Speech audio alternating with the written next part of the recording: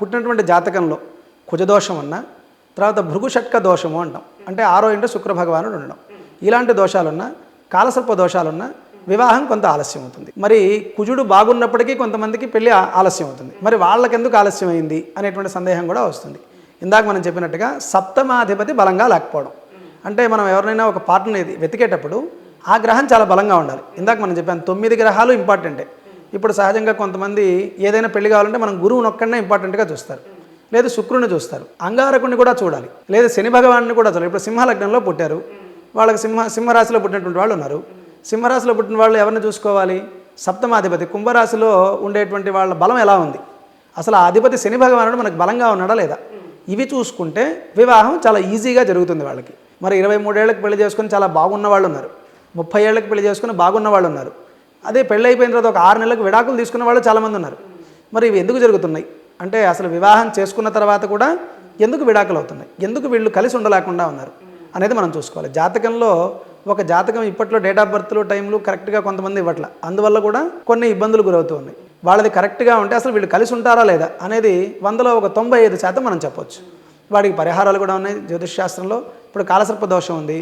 చాలామంది ఈ మధ్యకాలం ఒక ట్రెండ్ అయిపోయింది, కాలసర్ప దోషం ఉండగానే కేవలం కాళహస్తి వెళ్ళిపోతున్నారు, రాహుకేతులు పూజ చేసుకుని వచ్చేసిందంటే మేము చేయించేసాం శాంతి అయిపోయింది పెళ్లి చేసుకుంటున్నారు. తర్వాత ఒక 6 నెలలకు విడిపోతున్నారు. మరి ఏంటంటే మేము చేయించుకున్నాం అయినా కూడా మాకు ఇలా జరిగింది అనేటువంటి దేవుడి పైన అపనమ్మకాన్ని పొందుతున్నారు. ఇది కాదు, కాలసర్ప దోషం అంటే కంప్లీట్గా కాలసర్ప శాంతి చేసుకోవాలి. తర్వాత కొంతమంది కొక్కి వెళుతున్నారు, కొక్కి వెళ్ళి సర్పశాంతి అని చేస్తున్నారు. త్రయంబక జ్యోతిర్లింగం కూడా వాటిల్లో కూడా చేస్తున్నారు, లేదా అమ్మవారి గుళ్ళల్లో కూడా చేస్తున్నారు ఈ మధ్య చేస్తున్నారు. కానీ అలా చేసుకోవడంలో తప్పేం లేదు. కాకపోతే ఇక్కడ కొక్కిలో ఆశ్లేష బలి మాత్రమే చేసుకోవాలి. అంటే ఆశ్లేష నక్షత్రం వాళ్ళు మాత్రం చేసుకుంటే చాలా ఎక్కువగా బలం ఉంటుంది. మిగతా వాళ్ళకి దాన్ని సర్పశాంతి అంటారు. వాళ్ళు కేవలం ఒక చిన్న నివారణ అది. ఇప్పుడు సర్పశాంతి ఉంది, సహజంగా సర్పశాంతి ఉన్నట్టు సర్పశాపం అంటాం జాతకంలో.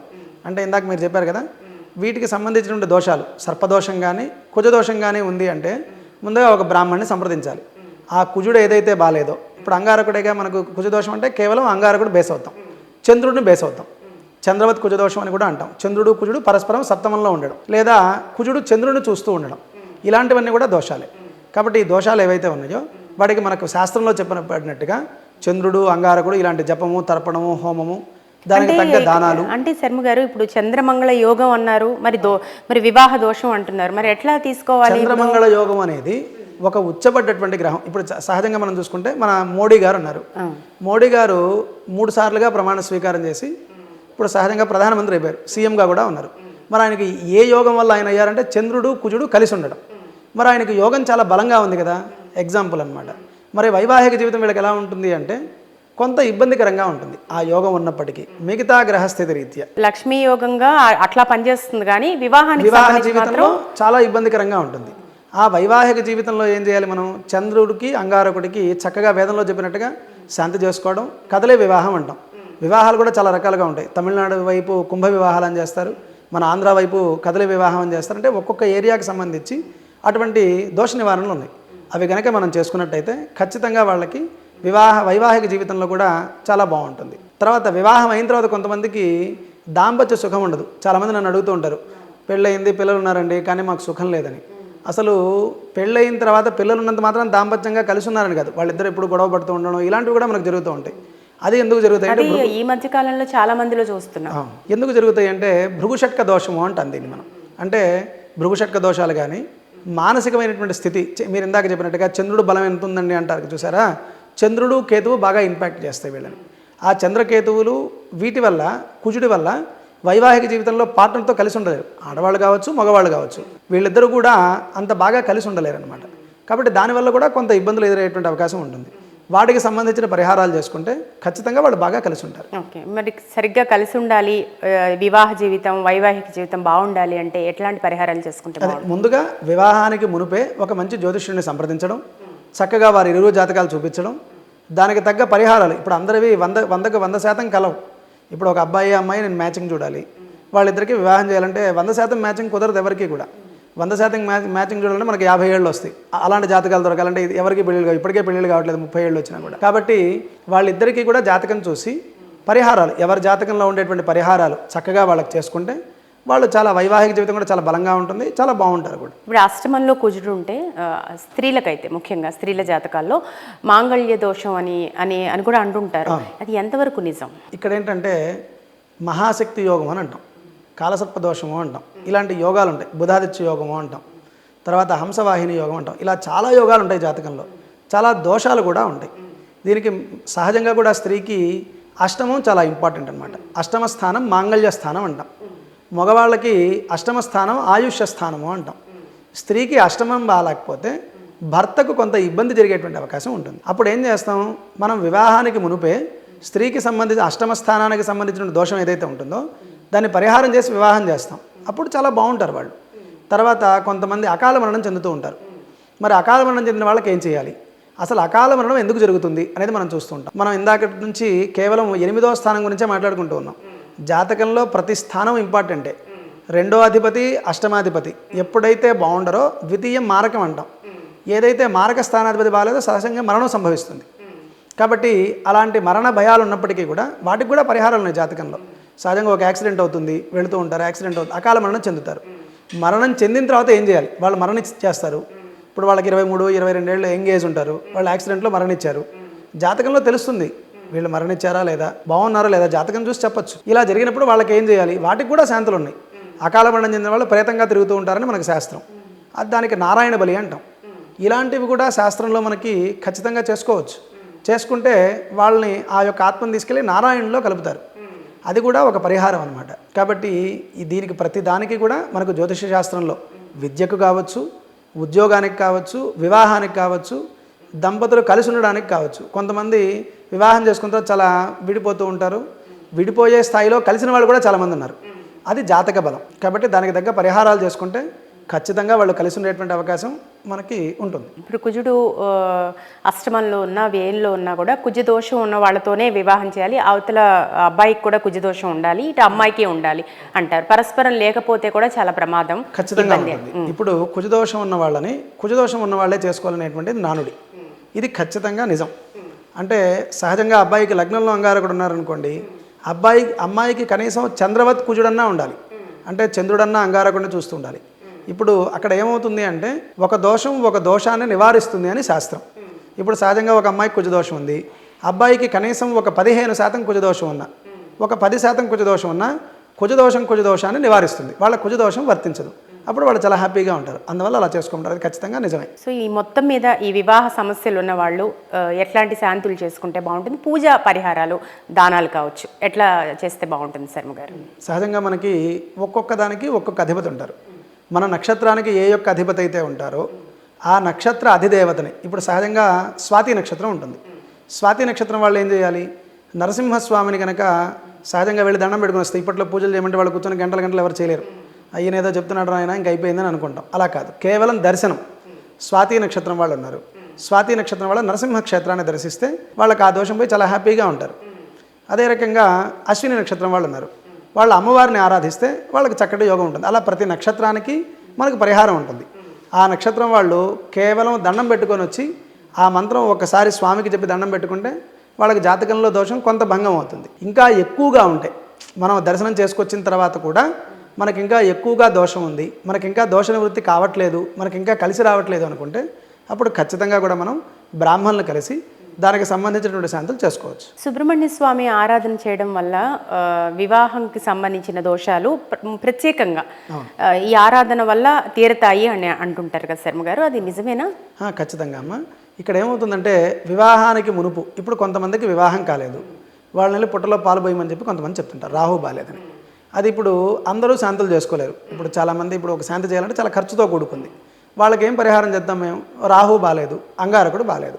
అంగారకుడు బాలేకపోతే ఏం చెప్తాం, సుబ్రహ్మణ్యేశ్వర స్వామికి ఒక 7 వారాలు అభిషేకం చేయించండి, 7 వారాలు నమస్కారం చేసుకొచ్చుకోండి అంటాం. ఇక్కడ నేను ఇందాక చెప్పాను మీకు, స్వాతి నక్షత్రం వాళ్ళు ఎలా అయితే నరసింహస్వామికి దండం పెట్టుకుని వస్తే పని అవుతుందో అదే రకంగా ఈ కుజదోషం ఎవరైతే ఉన్నవాళ్ళు శాంతి చేసుకోలేరు. అందరూ కొంతమంది చాలా పేదవాళ్ళు ఉంటారు, వాళ్ళు శాంతి చేసుకోలేరు. ఏం చేయాలి, వాళ్ళకి సుబ్రహ్మణ్యేశ్వర స్వామి ఆరాధన చేయమని చెప్తాం.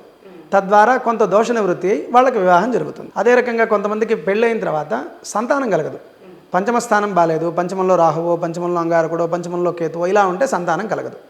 వాళ్ళకు కూడా ఏం చెప్తాం, దానికి కూడా పరిహారాలు ఉన్నాయి వేదంలో. సంతాన గోపాలము అంటాం. ఇప్పుడు నవగ్రహ శాంతి చేస్తూ సంతాన గోపాల వ్రతం అని ఒకటి ఉంటుంది మనకి. అదే సంతాన గోపాల మంత్రం అని కూడా ఉంటుంది. వీటిని కొంతమంది ఏం చేస్తాం, అశ్వత్థనారాయణులు అంటాం. వేప చెట్టు, రావి చెట్టు, దాని కింద కూర్చొని ఒక మండలం రోజులు కనుక ఆ రావి ఆకుల యొక్క నీళ్లు తాగుతూ ఒక 48 రోజులు ముందుగా నవగ్రహ శాంతి చేసుకొని, అయితే 48 రోజుల్లో ఎప్పుడో ఒక రోజు వాళ్ళకి ఏ గ్రహాలు అయితే బాగాలేదో వాటికి శాంతి చేసుకొని దాని కింద కూర్చొని అశ్వత్థనారాయణ చెట్టు కింద కూర్చొని, రావి చెట్టు వేప చెట్టు కలిసిన చోట చక్కగా అక్కడ కూర్చొని ఎవరైతే సంతాన గోపాల మంత్రాన్ని జపం చేస్తారో వారికి 48 రోజుల్లో ఖచ్చితంగా పిల్లలు కలిగిన వాళ్ళు చాలామంది ఉన్నారు అది చేసుకుంటే. అలా సంతానం కలిగిన వాళ్ళు ఉన్నారు. ఆ దోష నివృత్తి అయ్యి ఇప్పుడు జాతకంలో మరి సంతానం లేదు, మరి సంతానం ఇప్పుడు ఎలా చేస్తాం? ఇప్పుడు పెళ్ళైన చాలామందికి ఒక 5 ఏళ్ళు 6 ఏళ్ళు 10 ఏళ్ళు అయినటువంటి సంతానం కలిగిన వాళ్ళు ఉంటారు. మరి వాళ్ళకి ఎలా సంతానం కలుగుతుంది? మరి 10 ఏళ్ళు కలిగిన సంతానం ఒకేసారి ఎలా కలుగుతుంది అని మనం అనుకుంటాం. అలా కలిగిన వాళ్ళు చాలా వందల మంది ఉన్నారు నాకు తెలిసిన వాళ్ళు. కాబట్టి పంచమ స్థానం బాగాలేకపోవడం, ప్రధానంగా నవమ స్థానం బాగాలేకపోవడం. అంటే సంతానం కలగకపోవడానికి పంచమ స్థానాన్ని ముఖ్యంగా చాలా ముఖ్యంగా చూస్తాం. పంచమం పుత్రస్థానం, నవమ స్థానం కూడా చాలా ఇంపార్టెంట్. ఈ 2 స్థానాలు చూసుకుంటూ వీళ్ళకి ఈ రెమెడీ చెప్తుంటాం మనం. ఇలాంటి చేసిన వాళ్ళు చాలామంది, సంతానం కలిగిన వాళ్ళు కూడా మన దగ్గర చాలామంది ఉన్నారు. కాబట్టి వాటికి సంబంధించిన పరిహారం చేసుకొని ఇందాక చెప్పాను కదా, రావి చెట్టు వేప చెట్టు కింద కూర్చొని చక్కగా సంతాన గోపాల మంత్రాన్ని చదవడం. ఇది చేస్తే సంతానం కూడా కలుగుతుంది. దంపతులు కూడా చాలా బాగుంటారు, బాగా రాణిస్తారు. ఇక మానసిక స్థితికి సంబంధించి మానసిక సమస్యల గురించి ఈ మధ్యకాలంలో చాలామందికి ఎక్కువైపోయాయి. అయితే మనకారకుడైన చంద్రుడు బాగలేకపోవడం వల్ల ఇటువంటి సమస్యలు వస్తాయంటారా జాతకంలో? లేదా చంద్ర రాహువుల కలయిక కావచ్చు, చంద్రకేతువుల కలయిక, గ్రహణ దోషాల వల్ల కూడా మానసిక సమస్యలు వస్తాయని అంటుంటారు కదా శర్మ గారు, ఏంటి అసలు కారణం ఏంటి? ఓకే, ఇప్పుడు మనకి మంచి సందేహం అడిగారు మీరు. చిన్నప్పటి నుంచి మానసిక రోగం ఉందా అంటే ఉండదు. కొంతమంది మానసికంగా పుట్టినటువంటి వాళ్ళకి తప్పదు, అది చంద్రభగవానుడు బాగాలేకపోవడంలో వచ్చేటువంటి రోగం. అదే చిన్నప్పుడు అష్టమ చంద్రుడు, ఆ చంద్రుడికి సపోర్టివ్గా ఇంకో నెగిటివ్ గ్రహాలు చూస్తూ ఉండడము, రాహువు కేతువు కుజుడు శని ఇలాంటి గ్రహాలు చూస్తూ ఉంటే కొంత మానసికమైనటువంటి వ్యధ ఉంటుంది. దీన్ని మనం గోచారం చాలా ఇంపార్టెంట్గా తీసుకుంటాం. ప్రతి వాళ్ళు ఎప్పుడూ మానసిక వ్యాధి ఉండదు, కొంతమంది ఎప్పుడూ మానసికంగా బాధపడుతూ ఉంటారు. కేవలం ఒక చంద్రుడే కాదు, ఇందాక మనం చెప్పాను నవగ్రహాల్లో ప్రతి గ్రహము మనకి ఇంపార్టెంటే. ప్రధానంగా చంద్రుడు మనోకారకుడు. మనకు ఆ శ్లోకంలో కూడా చంద్రుడి యొక్క మంత్రంలో కూడా ఉంటుంది మనోకారకుడు అని. కాబట్టి గోచారంలో ఎప్పుడైతే చంద్రుడు మనకు బాగలేకుండా ఉంటాడో, చంద్ర మహాదశ జరగడం, అంతర్దశల్లో చంద్రుడు అవడం. మనం జ్యోతిష్యంలో వెళ్ళినట్టయితే ప్రతి గ్రహము మనం ఈరోజు ఏ పని చేయాలన్నా ఆ గ్రహమే కారణం అవుతుంది. ఒక ప్రయాణం చేయాలి, ఆ ప్రయాణానికి కూడా గ్రహణ బలమే ఉంటుంది. గ్రహ బలం లేకుండా మనం ప్రయాణం కూడా చేయలేం. మనం ఏదన్నా ఒక వివాహానికి వెళ్ళాలి, దానికి కూడా ఒక గ్రహ బలమే ఉంటుంది. కాబట్టి ప్రతి దానికి కూడా గ్రహమే ఆధారం. కాబట్టి ఈ గ్రహాన్ని మనం సంపూర్ణంగా ఒక చంద్రుడే కాకుండా మిగతా గ్రహాలను కూడా చూసుకొని దాన్ని బట్టి వాళ్ళ మానసిక స్థితి ఏంటి, ఈ చంద్రుడితో పాటు ఇంకేవి బాగాలేవు అనేటువంటిది చూసుకొని దానికి పరిహారం చేసుకుంటే వాళ్ళు చాలా ఆహ్లాదంగా ఆనందంగా ఉంటారు. ఇప్పుడు ఎప్పుడు బాగాలేకుండా ఉంటారు. ఇప్పుడు ఏదన్నా ఒక సమస్య వస్తేనేగా వాళ్ళు బాగాలేకుండా ఉండేది. ఆ సమస్య తీరిపోయింది అనుకున్న వాళ్ళు చాలా ఆనందంగా ఉంటారు. కాబట్టి ఆ సమస్య వచ్చినప్పుడు మనం మానసికంగా ఎందుకు ఇబ్బంది పడుతున్నాం, అసలు మన జాతకం ఏంటి అనేది ఒక జ్యోతిష్యుడి దగ్గరికి వెళ్ళామనుకోండి, ఆయన చూసి చెప్తారు చంద్రుడు బాగాలేదు, చంద్రుడితో పాటు ఏ గ్రహాలు బాగాలేవు, ఎందుకు మీరు మానసికంగా ఇబ్బంది పడుతున్నారు. కొంతమంది బండిలో పోతూ ఉంటారు, కాలు కింద పడితే కాలు ఇరిగిపోతూ ఉంటుంది. వాళ్ళు ఇంటికి వెళ్ళిపోయి సిక్ అయిపోతారు, ఒక 3 నెలలు 4 నెలలు కాలు కదలడానికి ఉండదు.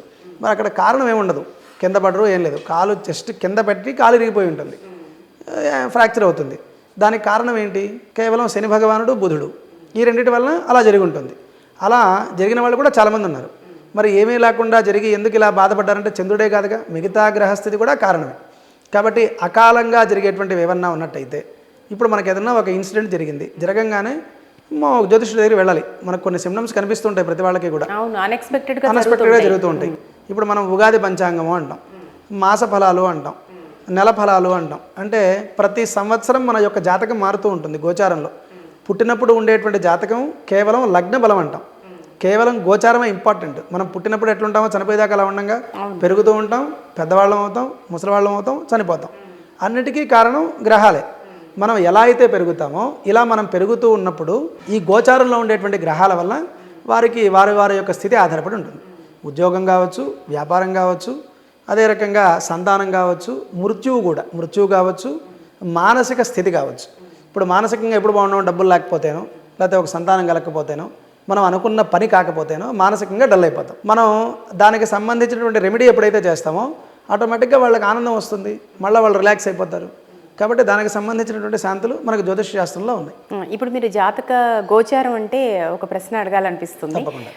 ప్రతి వ్యక్తికి కూడా వ్యక్తిగత జాతకం చక్రం ఉంటుంది, గోచారం ఉంటుంది. అంటే ఇప్పుడు వ్యక్తిగత జాతకంలో గ్రహదశ బాగుందనుకోండి, గోచారం బాగలేదు, మొత్తం మీద పర్సంటేజ్ వైజ్గా మొత్తం కలిపి ఎంత తీసుకోవాలంటారు? ఇప్పుడు గోచారం 50% తీసుకుంటాం, అదే రకంగా పుట్టిన జాతకం 50% తీసుకుంటాం.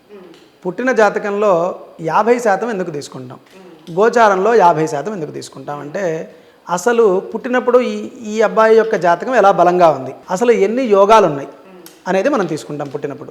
మిగతా 50% ఈ పుట్టినటువంటి గ్రహాలు ఇప్పుడు బాగా యోగిస్తున్నాయా లేదా, లేదు ఏదైనా దోషం ఉన్నాయా లేదా, ఈ రెండూ కనుక చూసుకొని బాగలేని గ్రహాలకు కనుక పరిహారం చేసుకుంటే ఈ గ్రహాలు కూడా యోగించి ముందరికి వెళ్ళేటువంటి అవకాశం ఉంటుంది. అంటే ఇది ఒక 50%, గోచారం ఒక 50% తీసుకోవాలి ఖచ్చితంగా. ఓకే. ఇకపోతే శర్మ గారు, ఇప్పుడు కాలసర్పదోషం ఇది ఒక పెద్ద సమస్య అయి కూర్చుంది.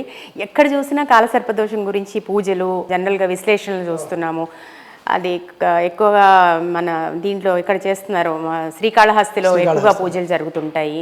కానీ రాహుకేతువులు వల్లే కాలసర్పదోషం ఏర్పడుతుందా? అసలు 108 కాలసర్పదోషాలు అంటారు, కాలసర్పదోషం బాగా పనిచేస్తుందని చెప్తుంటారు, అసలు పనిచేయదు, కాలసర్పదోషం గురించి పట్టించుకోవాల్సిన అవసరం లేదని. అసలు ఏది నిజం?